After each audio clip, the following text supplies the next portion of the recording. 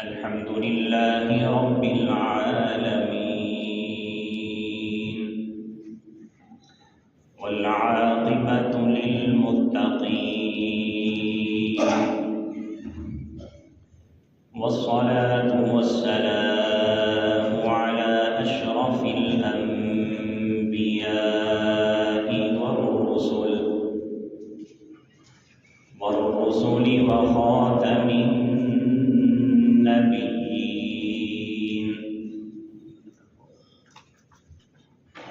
وعلى آله وأصحابه وأزواجه وذرياته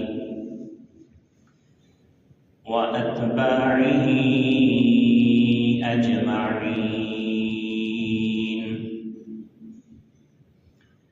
أما بعد فأعوذ بالله من الشيطان الرجيم. بسم الله الرحمن الرحيم.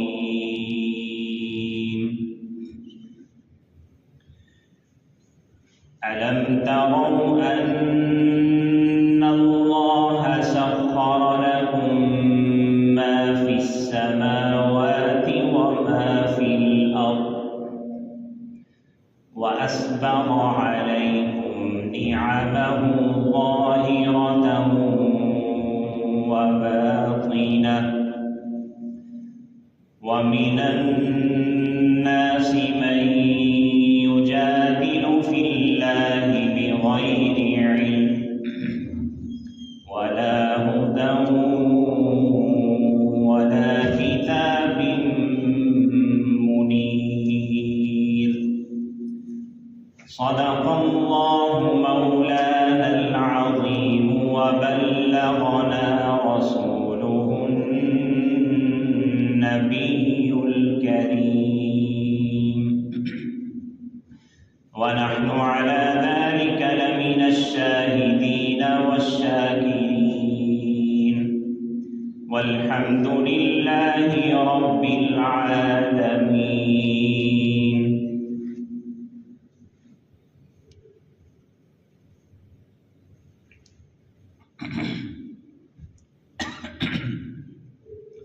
تمام احباب محبت کے ساتھ درود شریف پڑھ لیں. اللهم صل على محمد وعلى آل محمد كما صليت على إبراهيم وعلى آل إبراهيم إنك حميد مجيد. اللهم بارك على محمد وعلى آل محمد كما باركت على إبراهيم وعلى آل إبراهيم إنك حميد مجيد.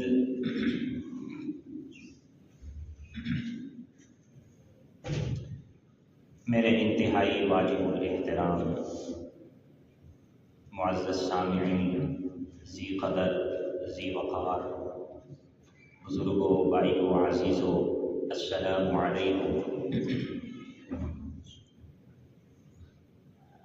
اللہ جل جلالہ و عم نوالہ کی ہر انسان پر، ہر بندے پر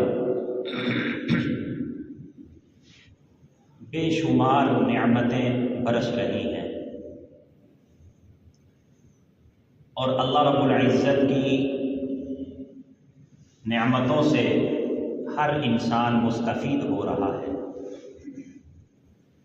اور اتنی نعمتیں ہیں اللہ جل جلالہ کی ہر انسان پر، اتنی نعمتیں ہیں کہ ہم ان کو شمار نہیں کر سکتے۔ کچھ نعمتیں ایسی ہیں جو ہمیں معلوم ہیں، اور کچھ نعمتیں ایسی ہیں جو ہمیں معلوم نہیں ہیں۔ کچھ نعمتوں کو ہم اپنے حواس ظاہرہ سے دیکھ سکتے ہیں، ان کو پکڑ سکتے ہیں، چھو سکتے ہیں، ان کو ٹٹول سکتے ہیں، اور کچھ نعمتیں ایسی ہیں کہ ہم ان کو آنکھوں سے دیکھ نہیں سکتے، ان کو چھو نہیں سکتے، ان کو چکھ نہیں سکتے۔ بعض نعمتیں ظاہری ہیں اور بعض نعمتیں باطنی ہیں، لیکن جس بندے کو اللہ کی معرفت نصیب ہوتی ہے اور وہ اللہ کی ہر نعمت پر وہ اللہ کا شکر بھی ادا کرنے والا ہے، اس کے اندر جذبہ شکر موجود ہے، تو اللہ تعالیٰ وہ جو چھپی نعمتیں ہیں اپنے اس بندے پر اس کو بھی ظاہر کر دیتے ہیں، ان نعمتوں کی بھی معرفت اس کو نصیب کر دیتے ہیں، اور پھر اس کو شکر ادا کرنے کی توفیق بھی دے دیتے ہیں، اور پھر اللہ تعالیٰ اپنے اس بندے کے لیے نعمتیں بھی بڑھاتے رہتے ہیں۔ یہ اللہ جل جلالہ کا قرآن مجید میں اعلان ہے۔ اللہ تعالیٰ کے اس اعلان میں کوئی شک و شبہ کی گنجائش نہیں ہے۔ قرآن مجید میں اللہ تعالیٰ نے سورہ ابراہیم کی آیت نمبر 7 اللہ تعالیٰ اعلان فرماتے ہیں، فرمایا کہ وَإِذْ تَأَذَّنَ رَبُّكُمْ لَئِن شَكَرْتُمْ لَأَزِيدَنَّكُمْ، تمہارا رب یہ اعلان کر رہا ہے، تمہارا رب یہ اعلان کر رہا ہے وَإِذْ تَأَذَّنَ رَبُّكُمْ، اللہ جی وہ اعلان کیا ہے؟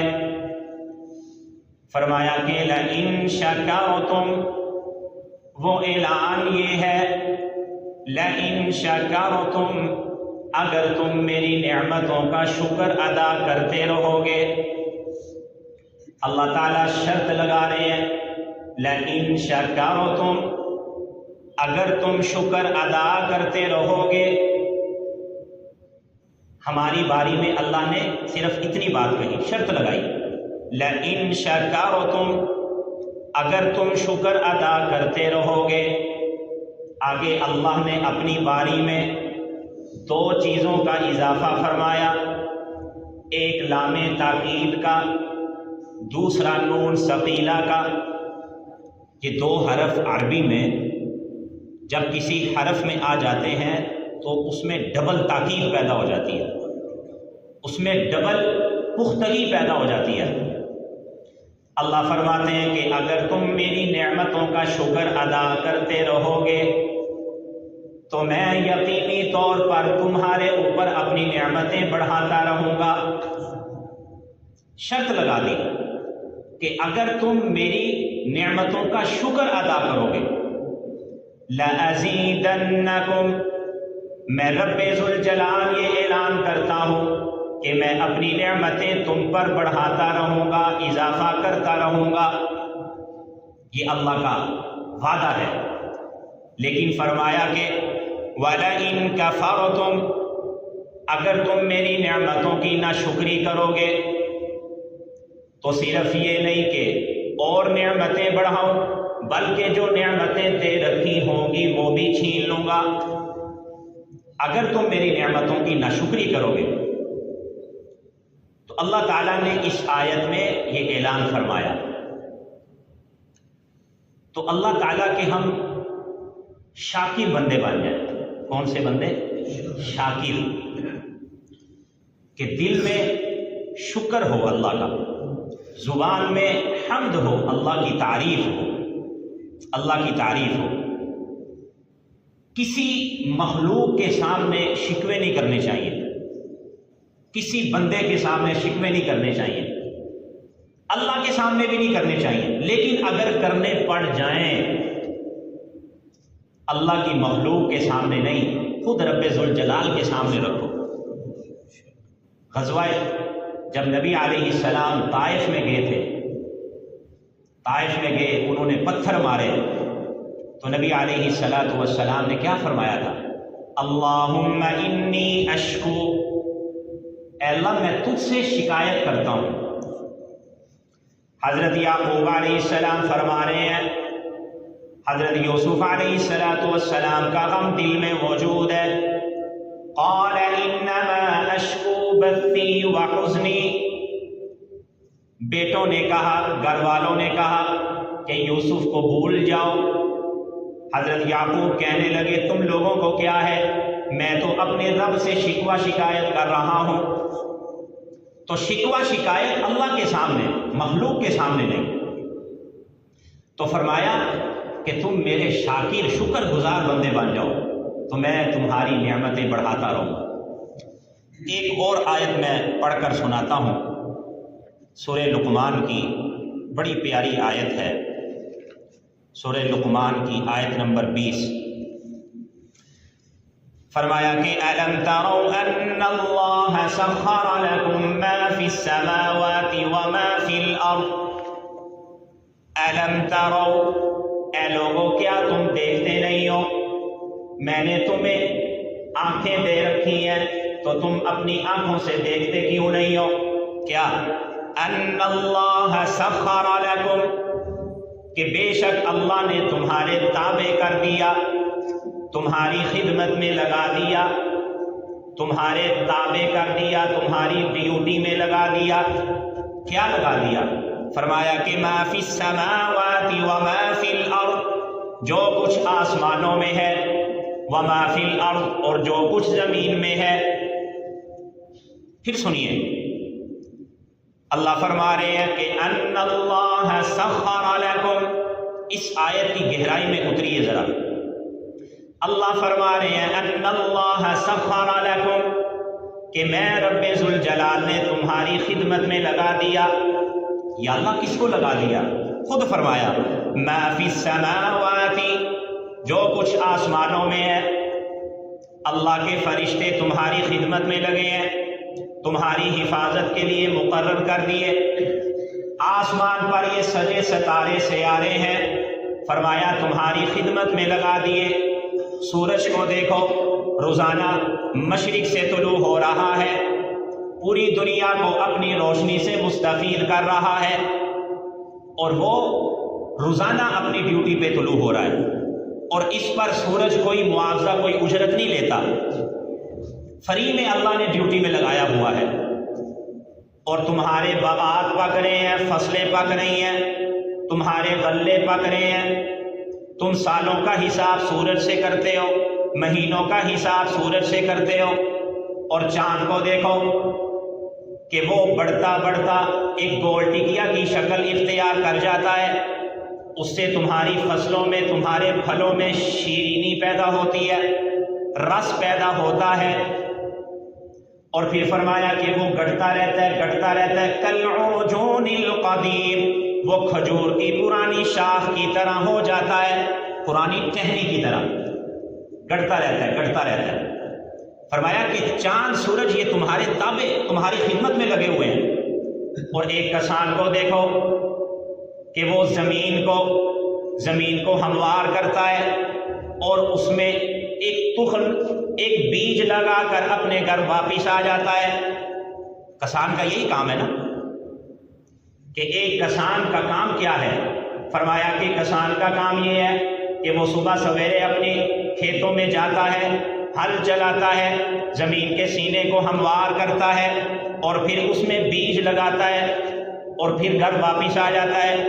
اس بیج کو مٹی کے اندھیروں میں پالنے والا کون ہے؟ اس مٹی کے اندھیرے میں اس بیج کو پالنے والا کون ہے؟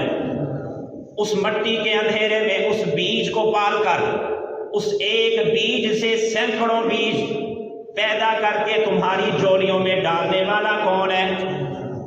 وہ اس ایک بیج سے اللہ تعالیٰ سینکڑوں بیج لگا رہے ہیں. اللہ فرما رہے ہیں اس زمین کو تمہارے تابع کر دیا. تم مکان بناتے ہو، زمین کے سینے کو چیر کر اپنے مکانوں کی بنیادیں اس کے اندر رکھ دیتے ہو.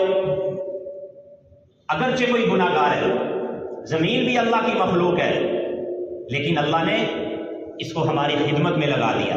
فرمایا کہ وَسَخَّرَ لَكُم مَّا فِي السَّمَاوَاتِ وَمَا فِي الْأَرْضِ، تمہاری خدمت میں لگا دیا، تمہاری ڈیوٹی میں لگا دیا جو کچھ آسمانوں میں ہے، وَمَا فِي الْأَرْضِ، اور جو کچھ زمین میں ہے. فرمایا کہ وَأَسْبَغَ عَلَيْكُمْ نِعَمَهُ، اور اللہ نے تم پر اپنی نعمتیں مکمل کر دی. کون سی نعمتیں؟ ظاہرۃ وباطنہ، ظاہری نعمتیں بھی اور باطنی نعمتیں بھی. ظاہری نعمتیں کون سی ہیں؟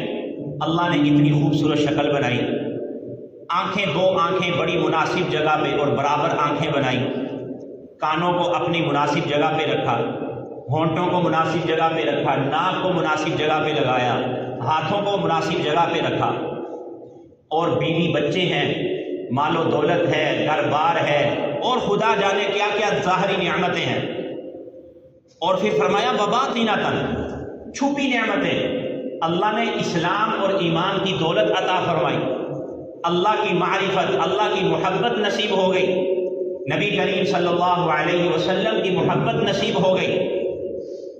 اور اللہ تعالیٰ کی ایک بہت بڑی جو نعمت ہے، چھپی نعمت، فرمایا کہ اللہ تعالیٰ تمہیں فوراً نہیں پکڑتے. اللہ تعالیٰ تمہیں، یہ دیکھو انسان کی کوئی نافرمانی کرے فوراً غصے میں آ جاتا ہے اور کوشش کرتا ہے میں اسے بدلہ لوں، انتقام لوں. لیکن اللہ تعالیٰ اپنی ایک صفت بیان فرماتے ہیں کہ وَلَوْ يُؤَاخِذُ اللَّهُ النَّاسَ بِمَا كَسَبُوا مَا تَرَكَ عَلَى ظَهْرِهَا مِن دَابَّةٍ، کہ اللہ تعالیٰ فوراً پکڑتے نہیں ہیں، ڈیل دیتے ہیں، مہلت دیتے ہیں. تو یہ اللہ تعالیٰ کی بہت ساری نعمتیں ہیں.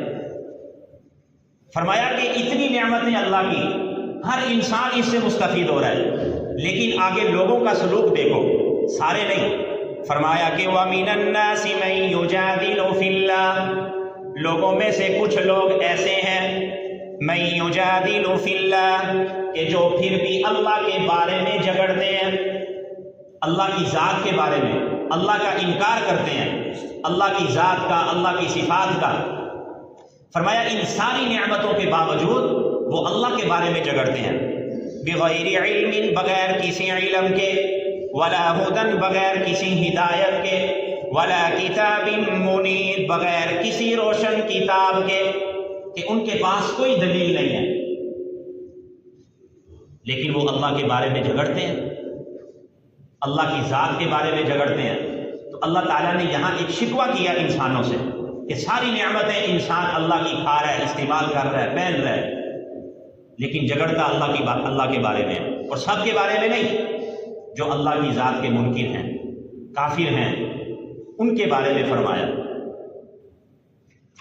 تو اللہ تعالیٰ نے اگر شکر ادا کرنے والا دل اور زبان عطا فرما دی تو اس سے بڑی نعمت نہیں ہے.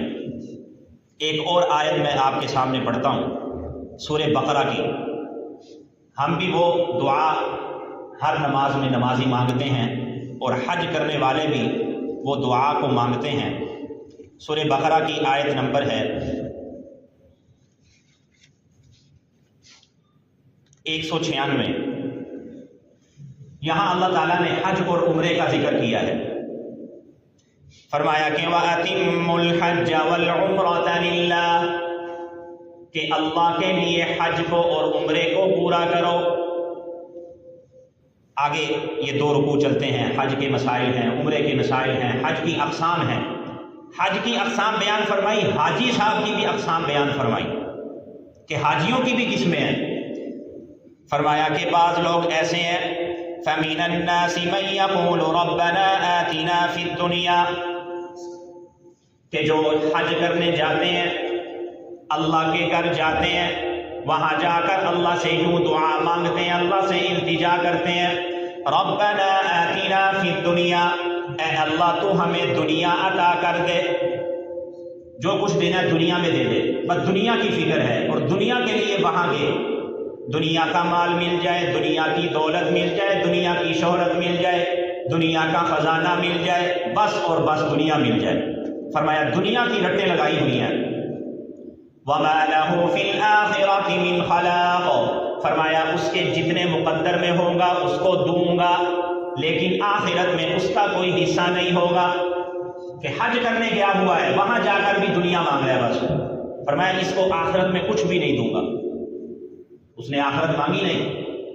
لیکن بعض خوش نصیب ایسے بھی ہیں حاجی لوگ، فرمایا کہ وَمِنْهُمْ مَنْ يَقُولُ رَبَّنَا آتِنَا فِي الدُّنْيَا حَسَنَةً، کہ خوش نصیب نمازی اور حاجی ایسے بھی ہیں کہ جو اللہ سے یوں دعا کرتے ہیں، رَبَّنَا آتِنَا فِي الدُّنْيَا حَسَنَةً، اے ہمارے پروردگار تو ہمیں دنیا کی بھی حسنہ عطا فرما، وَفِي الْآخِرَةِ حَسَنَةً، اور آخرت میں بھی حسنہ عطا فرما، وَقِنَا عَذَابَ النَّارِ، اور اے اللہ تو ہمیں آگ کے عذاب سے بچا لیجئے۔ وہ اللہ سے یوں دعا کرتے ہیں۔ یہ حسنہ کیا ہے؟ فرمایا نا اس آیت میں اکثر ہم نمازوں کے بعد یہ دعا کرتے ہیں، ربنا آتنا فی الدنیا، ہر نمازی یہ مانگتا ہے کہ دنیا میں بھی حسنہ بلائی عطا فرما، آخرت میں بھی حسنہ اور بلائی عطا فرما۔ یہ حسنہ کیا ہے؟ اس کی مفسرین بڑی تفسیر کرتے ہیں۔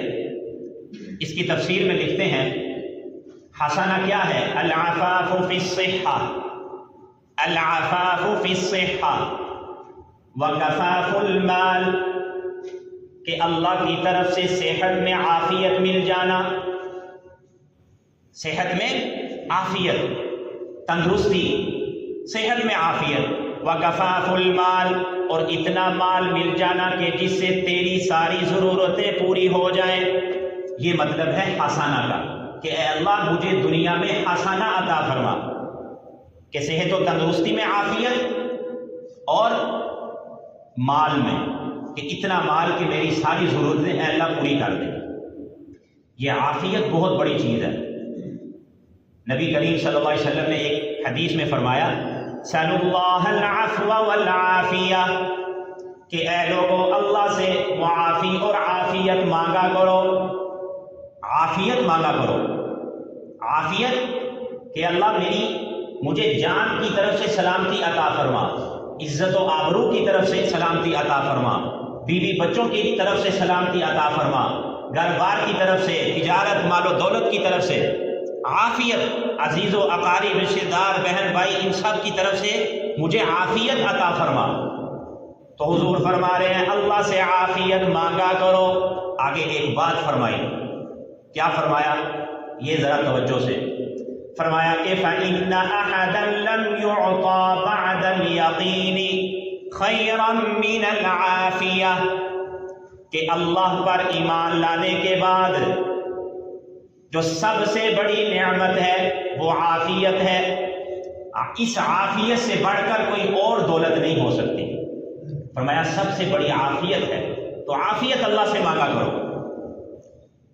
نبی پاک صلی اللہ علیہ وسلم کے چچا ہیں حضرت عباس، وہ ایک مرتبہ حضور علیہ السلام کے پاس آئے اور آ کر کہنے لگے یا رسول اللہ، سب کہہ دیجئے صلی اللہ علیہ وسلم، یا رسول اللہ، یا رسول اللہ، سب کہیے ذرا اپنی زبانوں کو مٹھاس سے بڑھیے، صلی اللہ علیہ وآلہ وسلم، یا رسول اللہ مجھے کوئی ایسا عمل بتائیں، کوئی چیز بتائیں جو میں اپنے رب سے مانگا کروں۔ آپ نے فرمایا اللہ سے عافیت مانگو، اللہ سے چلے گئے۔ دوسرے دن پھر آئے، پھر آ کر سوال کیا یا رسول اللہ مجھے کوئی چیز بتائیں جو میں اللہ سے مانگا کروں۔ آپ نے پھر فرمایا عافیت مانگو۔ تیسرے دن پھر حضرت عباس آئے، پھر آ کر کہنے لگے اے اللہ کے نبی مجھے کوئی ایسی چیز بتائیں جو میں اللہ سے مانگا کروں۔ آپ نے پھر فرمایا سَلُوا اللَّهَ الْعَفْوَ وَالْعَافِيَةَ، کہ اللہ سے عافیت مانگو، اور ساتھ کیا فرمایا؟ فرمایا کہ یا عمی، اے میرے چچا، اور آگے فرمایا وعم رسول اللہ، اور اللہ کے پیغمبر کے چچا، ان کو مخاطب کرتے ہوئے فرمایا اس بات کی اہمیت دلانے کے لیے۔ آگے فرمایا کہ اس چیز سے بہتر کوئی اور چیز نہیں ہے، اللہ سے عافیت مانگا کرو، اللہ سے عافیت مانگو۔ ایک اور صحابی آئے نبی علیہ السلام کی خدمت میں، آ کر کہنے لگے کہ یا رسول اللہ کیف اقول وحین اسأل ربی، کہ جب میں اللہ سے باتیں کروں، اللہ سے مانگوں تو کیسے مانگا کروں؟ نبی علیہ السلام پر ہماری جان، مال، والدین، اولاد، نسلیں قربان ہو جائیں خدا کی قسم۔ بڑے احسانات ہیں، اتنے احسانات کہ ہم ان کا بدلہ نہیں دے سکتے۔ نبی علیہ السلام جب دنیا میں آئے تو لوگ تو بھئی سمجھا کرتے تھے اللہ کو ہم کیسے پکاریں، اللہ کدھر ہے، اللہ تو دور ہے، اللہ کو تو ہم پکار ہی نہیں سکتے، اللہ تک ہماری آواز پہنچ نہیں سکتی۔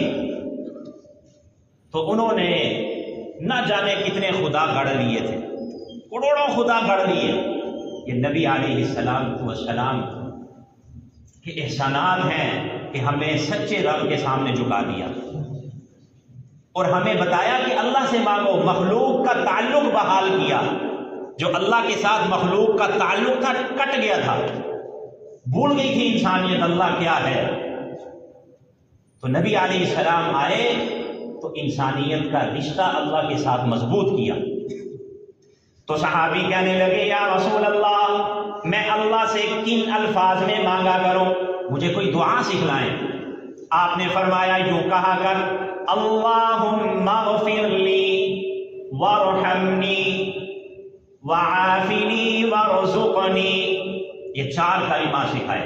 فرمایا یہ اللہ سے مانگا کر، اللہم اغفر لی، اے اللہ مجھے معاف کر دے، وارحمنی میرے پہ رحم فرما، وارزقنی مجھے رزق عطا فرما، اور آخر میں وعافنی اور مجھے عافیت عطا فرما۔ اس میں بھی عافیت کا لفظ ہے، وعافنی کہ مجھے عافیت عطا فرما۔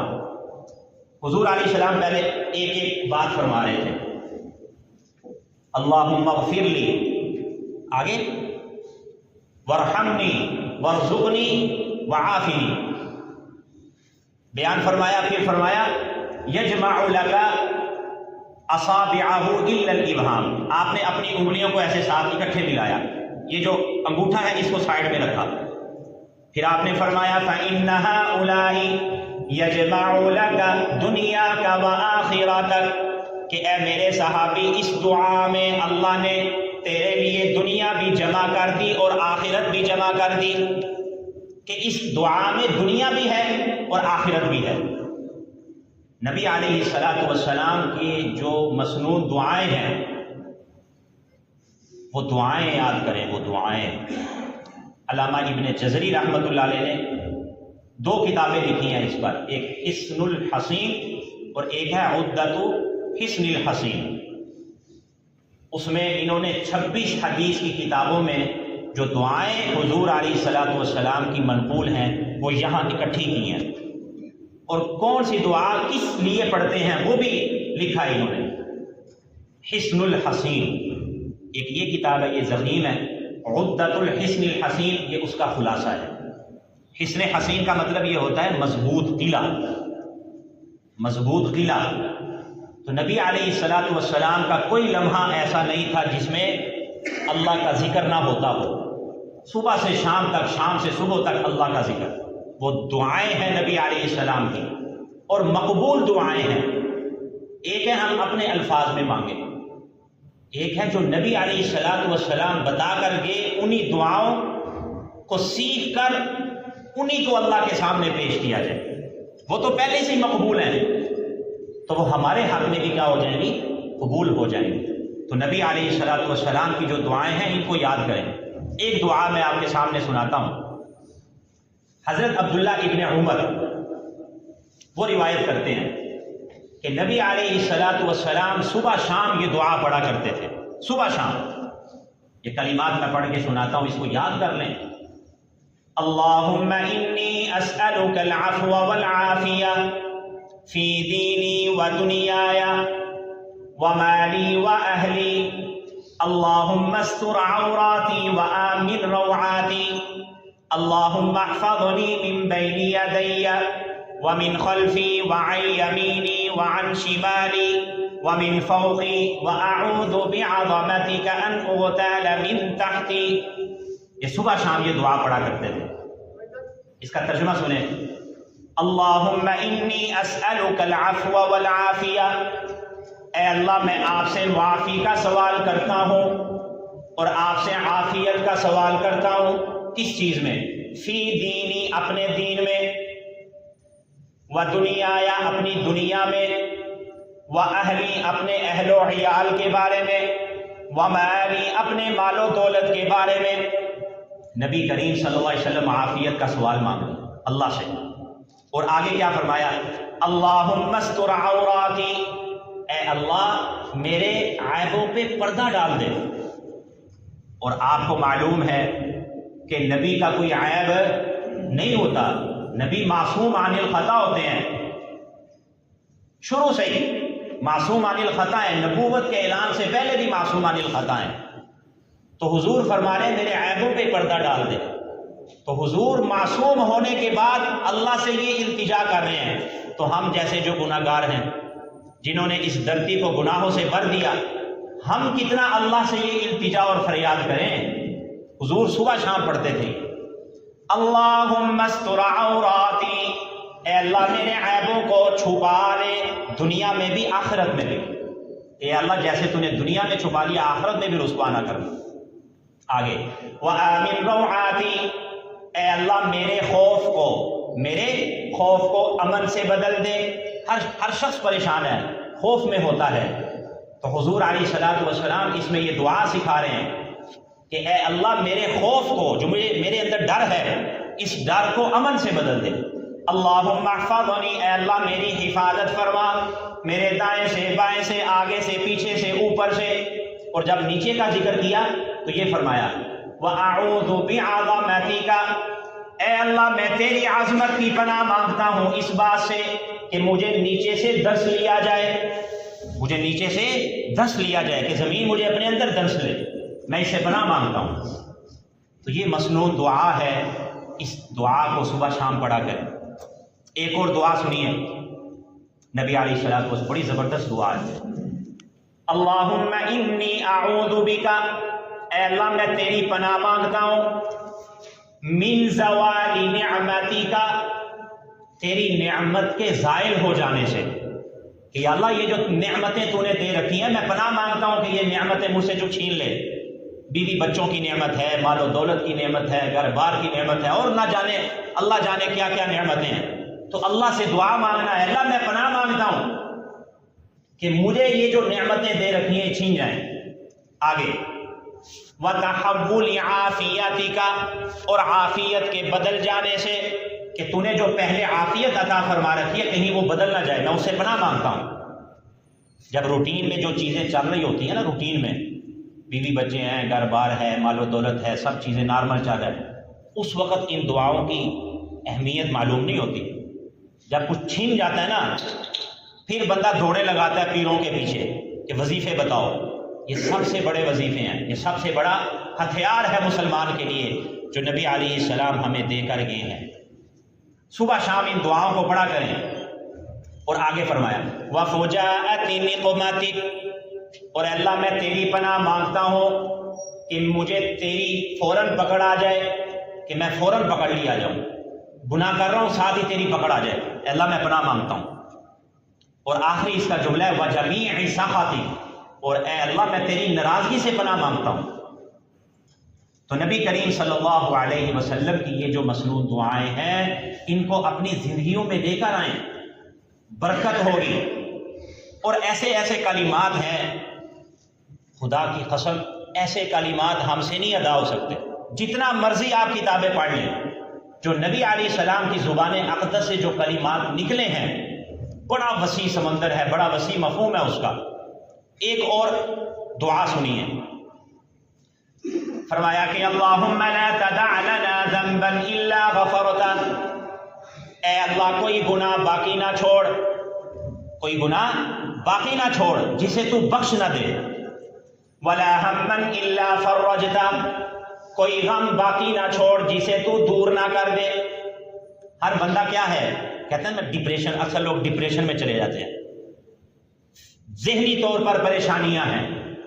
اس میں لفظ آیا، یہ بہت ساری دعائیں ہیں جس میں ہم کا لفظ آیا، ہم کہتے ہیں ڈپریشن کو، اور حضور علیہ السلام 1450 سال پہلے ہمیں یہ دعا سکھلا کے گئے کہ اے میری امت کے لوگوں، اللہ سے یہ دعا مانگا کرو، اللہم انی اعوذ بک من الہم، اے اللہ میں اس سے پناہ مانگتا ہوں۔ اور یہاں پر یہ دعا، اس میں مزید الفاظ ہیں، ولا ہما الا فرجتا، کوئی فکری پریشانی، کوئی غم اے اللہ باقی نہ چھوڑ جسے تو دور نہ کر دے، ولا دینا الا قضیتہ، اور نہ کوئی قرضہ باقی چھوڑ جسے تو ادا نہ کرا دے، ولا مریضا الا شفیتہ، اور کوئی بیمار باقی نہ چھوڑ جسے تو شفا نہ دے دے، ولا میتا الا رحمتہ، اور کوئی میت باقی نہ چھوڑ جس پر تو رحم نہ کر دے۔ اور آخری جملہ سنیے، ولا حاجة من حوائج الدنيا والآخرة إلا قضيتها ويسرتها يا أرحم الراحمين۔ آپ نے فرمایا اے اللہ دنیا اور آخرت کی ضرورتوں میں سے کوئی ضرورت باقی نہ چھوڑ جسے تو پورا نہ کر دے اور آسان نہ کر دے۔ نبی علیہ الصلوۃ والسلام کے یہ ایسے کلمات ہیں جو ہم سوچ بھی نہیں سکتے کہ اللہ سے کیا مانگنا ہے بھائی۔ تو یہ کلمات ہیں، یہ دعائیں ہیں، قرآن میں بھی نبیوں کی توبہ کا ذکر ہے، وہ کلمات ہیں، اور دعاؤں والی کتابیں ملتی ہیں۔ میں نے 2 نام آپ کو بتائے ہیں، ایک حصن الحسین، یہ دونوں کتابیں علامہ ابن جزری رحمۃ اللہ علیہ کی ہیں، حصن الحسین، اور دوسری ان کی عدۃ الحصن الحسین، محفوظ قلعے میں آنے کا طریقہ۔ تو یہ کتابیں لیں، خود بھی پڑھیں اور اپنے بچوں کو بھی سکھائیں۔ دعا نبی علیہ السلام کی صبح سے لے کر شام تک، شام سے صبح تک، اور بہت جامع دعائیں ہیں، گھر میں داخل ہونے کی، باہر آنے کی، بازار جانے کی، کپڑا پہننے کی، نئے کپڑے پہننے کی، کھانا کھانے کی، بیت الخلاء جانے کی، اور سواری میں چڑھنے کی، سواری میں بیٹھنے کی، سوار ہونے کی، ہر موقع پر دعا ہے۔ فرمایا، ایک حدیث سنا کر بات ختم کرتا ہوں، کہ جو وقت اللہ کے ذکر کے بغیر تمہارا گزرا ہوگا وہ قیامت کے دن کیا ہوگا، حسرت ہوگا، تمہارے لیے ندامت اور شرمندگی ہوگی۔ اور جس مجلس میں تم بیٹھے ہو اور اس میں اللہ کا ذکر نہیں آیا، فرمایا کہ وہ مجلس بھی قیامت کے دن حسرت ہوگی۔ تو نبی علیہ السلام نے ہر موقع کے لیے ہمیں دعائیں سکھلائی، مجلس ختم ہو تو دعا سکھلائی، سبحان اللہ و بحمدہ اشہد ان لا الہ الا انت استغفرک و اتوب الیک۔ یہ مجلس کے ختم ہونے کی دعا ہے کہ اگر شروع میں ذکر نہیں کیا تو اینڈ پہ ذکر آ جائے، تاکہ ساری مجلس میں برکت پڑ جائے۔ تو اللہ تعالیٰ سے دعا ہے مجھے بھی، آپ حضرات کو بھی، ان چیزوں کو سیکھنے کی، عمل کرنے کی توفیق عطا فرمائے۔ وآخر دعوانا الحمدللہ۔